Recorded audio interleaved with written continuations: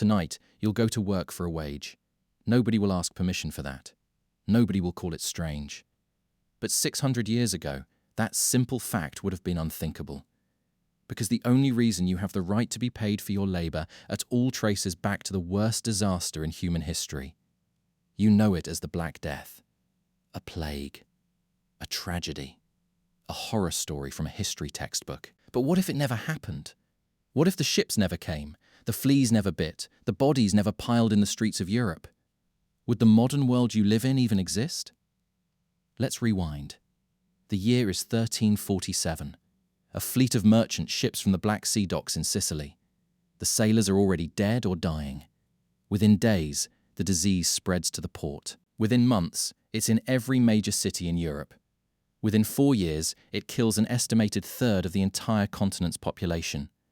Historian Old Benedicto, who spent decades reconstructing mortality records across Europe, argues the true death toll was closer to 60% in many regions, far higher than older estimates. 60%. Imagine losing more than half of everyone you know. That's not a statistic. That's the collapse of an entire way of life. But here's the twist nobody tells you in school. The plague didn't just kill people. It killed the system that kept people trapped. Before 1347, most of Europe lived under feudalism. You were born a peasant. You died a peasant. You worked land that belonged to a lord. You had no right to leave. No right to negotiate. No right to say no. Your labor wasn't a choice. It was an obligation, inherited like your last name. Then the plague came. And suddenly, there weren't enough peasants left to work the land. Think about what that means. For the first time in centuries, labor became scarce. And when something becomes scarce, it becomes valuable. Peasants who survived realized, for the first time, that lords needed them more than they needed lords. Some walked off their land entirely. Some demanded wages. Some simply refused to work under the old terms. And there was nothing anyone could do to stop them, because there weren't enough hands left to enforce the old rules. The historian Barbara Tuchman, in her account of the 14th century, describes a world where the old order tried desperately to hold on. English lords pushed through the Statute of Labourers in 1351, a law that tried to freeze wages at pre-plague levels and force peasants back into their old roles. It didn't work. It couldn't work. You can't legislate people back into scarcity when the labour market has already shifted beneath your feet. Wages rose. Rents fell. Serfs bought their freedom.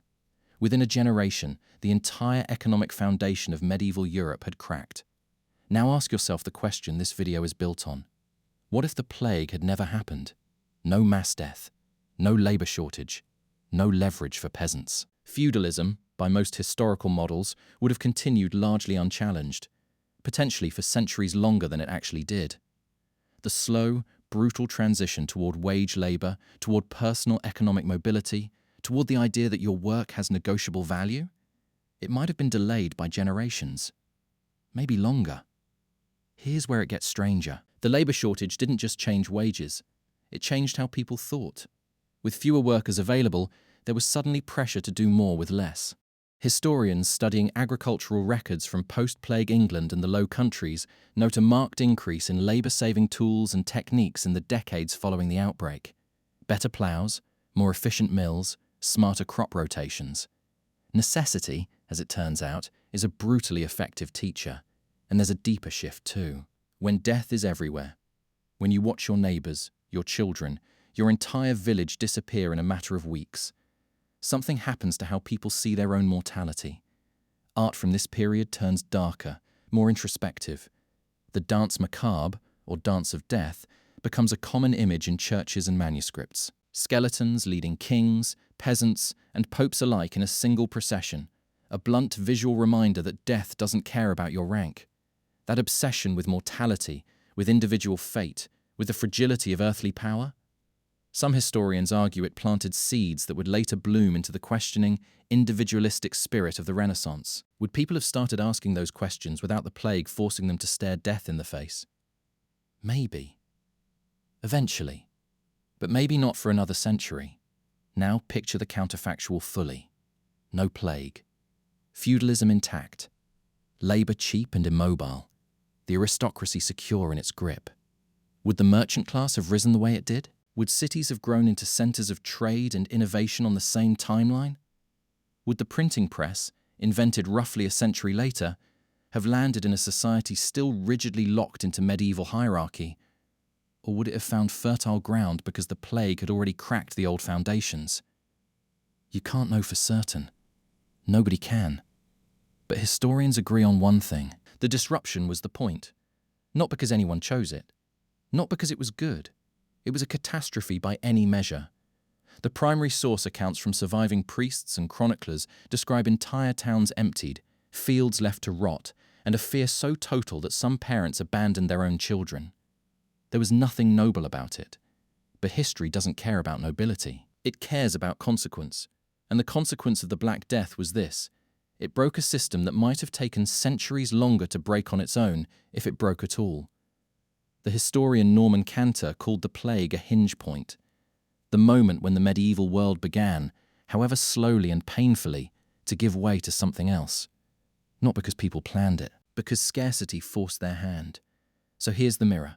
Tonight, when you go to work, you negotiate your value. You have the right to leave a job you hate.